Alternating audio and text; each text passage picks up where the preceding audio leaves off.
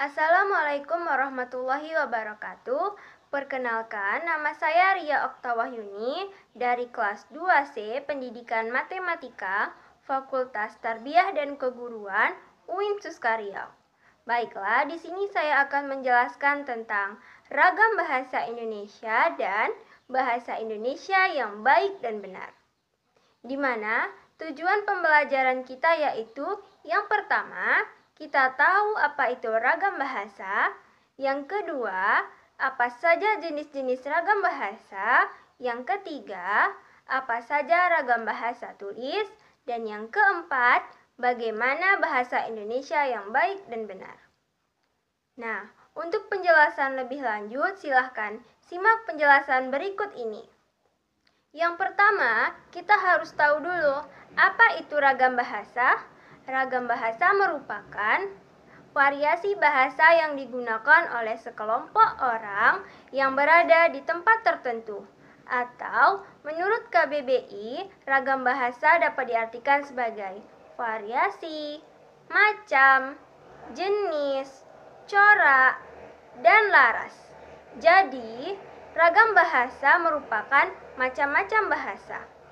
Hal ini diakibatkan oleh adanya beberapa faktor.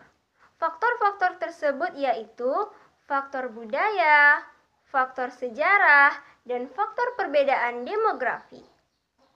Selanjutnya, apa saja jenis-jenis ragam bahasa? Jenis-jenis ragam bahasa terbagi menjadi 3 bagian. Yang pertama yaitu ragam bahasa berdasarkan cara pandang penuturnya. Dan yang kedua yaitu ragam bahasa berdasarkan topik pembicaraan. Dan yang ketiga yaitu ragam bahasa berdasarkan cara berkomunikasi. Kita masuki pembahasan yang pertama yaitu jenis ragam bahasa berdasarkan cara pandang penuturnya, di mana ragam ini dibedakan lagi menjadi 4 bagian. Yang pertama yaitu ragam dialek. Ragam dialek merupakan ragam bahasa yang digunakan oleh sekelompok orang yang berada di daerah atau wilayah tertentu. Biasanya masyarakat sering menyebut dengan logat. Yang selanjutnya yaitu ragam terpelajar, di mana ragam bahasa yang digunakan oleh penutur yang berpendidikan berbeda dengan bahasa yang digunakan oleh penutur yang tidak berpendidikan. Contoh bahasa yang digunakan oleh penutur berpendidikan seperti mengunci, mencuci, televisi, dan video. Sedangkan bahasa yang digunakan oleh penutur yang tidak berpendidikan seperti ngunci, nyuci, video, dan TV. Dan yang ketiga yaitu ragam tidak resmi. Ragam tidak resmi merupakan ragam bahasa yang digunakan dalam situasi tidak resmi. Contohnya seperti surat pribadi atau yang berbentuk lisan seperti percakapan antara orang tua dan percakapan antara teman. Dan yang keempat yaitu ragam bahasa resmi. Ragam bahasa resmi digunakan dalam situasi resmi atau formal. Contohnya seperti surat-surat resmi, berbicara di depan halayak ramai, pertemuan-pertemuan resmi, dan pidato. Selanjutnya yaitu jenis ragam bahasa berdasarkan topik pembicaraan, di mana ragam ini terbagi lagi menjadi 5 bagian. Yang pertama yaitu ragam sosial. Ragam sosial merupakan ragam bahasa yang sebagian norma dan kaidahnya berdasarkan kesepakatan bersama dalam lingkup sosial yang lebih kecil dalam masyarakat. Dan yang kedua yaitu ragam fungsional. Ragam fungsional merupakan ragam bahasa yang biasanya dikaitkan dengan profesi, lembaga, dan lainnya. Dan yang ketiga yaitu ragam jurnalistik. Ragam jurnalistik merupakan ragam bahasa yang biasanya digunakan oleh dunia persurat kabaran. Digunakan oleh seluruh media massa seperti televisi, radio, dan internet. Dan yang keempat yaitu ragam sastra. Ragam sastra merupakan ragam bahasa yang digunakan untuk menyampaikan emosi dan pikiran. Biasanya digunakan untuk bahan kesenian seperti puisi, syair, dan lainnya. Dan yang kelima yaitu ragam politik dan hukum, di mana ragam ini berisikan kebijakan yang diberikan oleh penguasa untuk menata kehidupan masyarakat. Selanjutnya, jenis ragam bahasa berdasarkan cara berkomunikasi, di mana ragam ini terbagi menjadi dua bagian, yaitu ragam lisan dan ragam tulis. Ragam lisan merupakan ragam bahasa yang dihasilkan oleh suara, seperti percakapan, pidato, sedangkan ragam tulis merupakan ragam bahasa yang dihasilkan dengan menggunakan tulisan sebagai unsur dasar. Contohnya seperti surat, undang-undang, catatan, dan lainnya.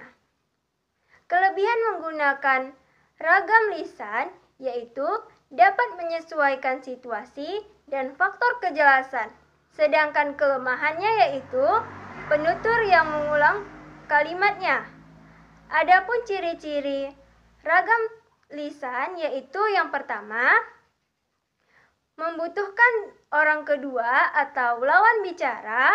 Yang kedua, tergantung situasi, kondisi, ruang dan waktu.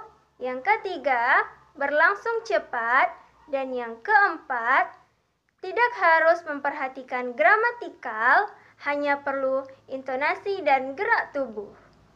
Kelebihan menggunakan ragam tulis yaitu sebagai sarana untuk memperkaya kosakata, sedangkan kekurangannya yaitu tidak mampu menyajikan berita secara lugas dan jujur. Adapun ciri-cirinya yaitu yang pertama, selalu memakai alat bantu. Yang kedua, tidak tergantung situasi, kondisi, ruang dan waktu. Yang ketiga, berlangsung lambat. Dan yang keempat, harus memperhatikan gramatikal. Dan yang kelima yaitu tidak dapat dibantu dengan gerak tubuh dan mimik wajah, hanya dapat terbantu dengan tanda. Selanjutnya, apa saja ragam bahasa tulis? Ragam bahasa tulis terbagi menjadi 3 bagian, yaitu yang pertama, ragam bahasa ilmiah, dan yang kedua, ragam bahasa semi-ilmiah, dan yang ketiga yaitu ragam bahasa non-ilmiah. Ragam bahasa ilmiah merupakan corak bahasa yang digunakan dalam penulisan karya ilmiah. Sedangkan ragam bahasa semi-ilmiah merupakan bahasa yang digunakan dalam karangan yang menyajikan fakta umum dan ditulis dalam bahasa yang tidak terlalu formal, namun tetap konsisten terhadap struktur kalimat yang lengkap dan objektif. Dan ragam non-ilmiah merupakan corak bahasa yang digunakan dalam karangan yang menyajikan fakta pribadi dan ditulis menurut metodologi penulisan yang baik dan benar. Selanjutnya yaitu bagaimana bahasa Indonesia yang baik dan benar. Bahasa Indonesia yang baik maksudnya yaitu bahasa yang digunakan dalam situasi yang dihadapi oleh seseorang.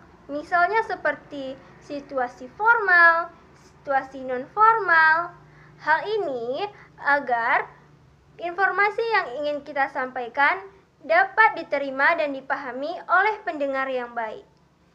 Sedangkan bahasa Indonesia yang benar maksudnya yaitu seseorang yang menggunakan bahasa Indonesia tersebut harus sesuai dengan kaidah dan aturan kebahasaan seperti tata bahasa, kaidah ejaan, dan kaidah pembentukan istilah. Sekian penjelasan dari saya tentang ragam bahasa Indonesia dan bahasa Indonesia yang baik dan benar. Semoga bermanfaat. Jika terdapat kekurangan maupun kesalahan, saya mohon maaf. Saya akhiri dengan Wabillahi taufiq wa hidayah. Wassalamualaikum warahmatullahi wabarakatuh.